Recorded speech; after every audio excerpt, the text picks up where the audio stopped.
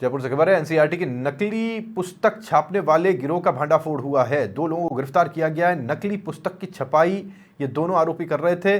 दिल्ली से टीम आई और यहां उसके सदस्य ने मामला दर्ज करवाया था। कानोता थाना इलाके का यह मामला बताया जा रहा है। पुलिस अब इस पूरे मामले की जांच में जुटी हुई है।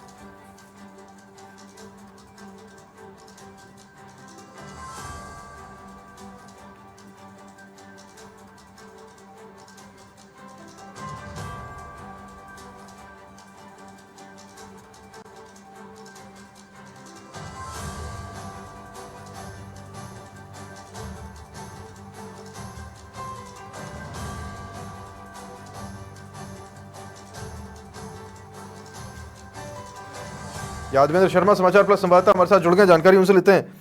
यादवेंद्र, ये तो पहली बार सुना है कि एनसीईआरटी की नकली पुस्तक भी छपती।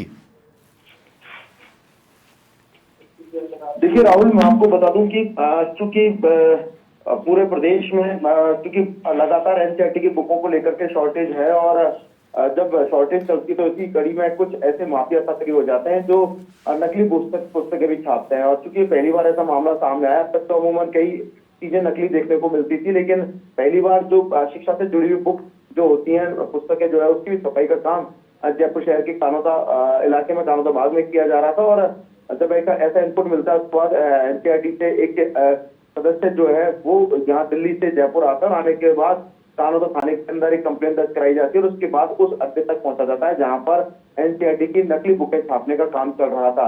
इसी कड़ी में कानोता थाना पुलिस ने रेड डालते हुए कानोता से 2 शख्सों को गिरफ्तार किया है। गिरिराज और उसके एक अन्य साथी है, ये दोनों को रंगे हाथों पकड़ा है और जब इनके पास से जो स्टॉक बरामद किया, उसमें एनसीईआरटी की नकली बुकें जो थी वो प्रिंट कराई जा रही थी, वो छपाई कराई जा रही थी और ये लाखों रुपए की लागत लगा करके और ये इस तरह की बुकें छाप करके और जितने भी जो बुक स्टोर होते हैं यहाँ पर इनकी सप्लाई कर रहे थे।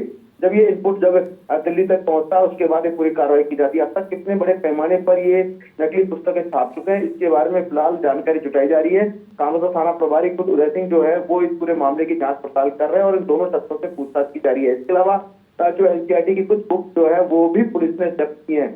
अब उन बुक स्टोर को चिन्हित किया जा रहा है जहां जहां पर इन्होंने सप्लाइयां जो है एनसीईआरटी की बुक की सप्लाई की, चाहे वो 10वीं की क्लास से जुड़ी बुकें हो या 12वीं क्लास से जुड़ी बुकें हो, ये तमाम बुक्स जो है वो लगातार जो है छापने का काम कर रहे थे। असली की जगह नकली बुकें दे रहे थे। अब लेकिन ये परफॉर्मेंस कहाँ से आया, कहाँ से पूरा डाटा आया, इसके बारे में जानकारी जुटाई जा रही है, क्योंकि वैध जो प्रिंटिंग मशीनें होती है या प्रोफेशनल्स होते हैं, उनके यहीं पर ही ये बुक्स जो है वो सफाई की जाती है, लेकिन इनके पास किसी प्रकार का कोई ऐसा ऑथराइज जो ये लोग नहीं थे और ना ही कोई ऐसा प्रमाण पत्र इनके पास था कि ये इस तरह की एनसीईआरटी की बुकों को छाप सके। तो ऐसे में चोरी छुपे इस तरह के कृत्य को कारित कर रहे थे। लेकिन अब उन बुक स्टोर्स तक पहुंचना पुलिस के लिए बड़ा चैलेंजिंग है, जहां जहां पर इन्होंने सप्लाई किया। कब से ये पूरा गौरव धंधा जो है इन्होंने संचालित कर रखा था, इसके बारे में पुलिस जो टीम है राहुल वो जानकारी जुटा रही है। एक बड़ी बात ये भी है, क्योंकि हम विगत दिनों कई बुक स्टोर पर भी जाके आए और हमने पूछा कि बच्चों की बुकें क्या मार्केट में आ रही है, नहीं आ रही है। कुछ बुक्स हैं, चाहे वो मैथ्स की हो चाहे अंग्रेजी की बुक है, इंग्लिश मीडियम से जुड़ी हुई, वो बुकें बाजार में जितने भी बुक स्टोर्स हैं वहां पर अवेलेबल नहीं है।